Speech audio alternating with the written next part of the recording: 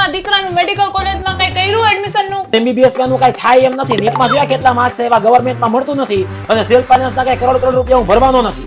હે અમ્મા, મારો ગોગો પેદા થયો ત્યારે જ તમે કીધું હતું કે આ ડોક્ટર જન્મો છે. ઈ તો મને એમ હતું કે તારા બાપા પાસે આટલી જમીન પડી તને થોડોક ભાગ દે, બધું તારા ભાઈઓમાં વેચી નહીં દે તો જમીનનો ટુકડો વેચીને બતાવ તારા ગગાને MBBS. હા, વિદેશ મોકલી દઉં. ના હો, વિદેશ નહીં. હવે એમાં કેટલાય ફ્રોડ થતા હોય. અરે ગગાની માં કાઈ ચિંતા જેવું નથી. આમ તો બધું રિસર્ચ મેં કરી લીધું.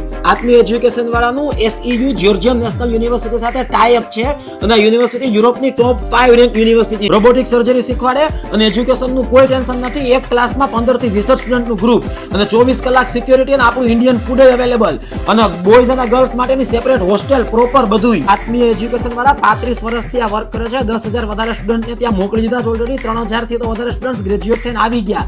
300 સ્ટુડન્ટ તો અત્યારે ઓલરેડી MD MS નું કરે છે. બરાબર, હવે સમજો વાત. મારો દીકરો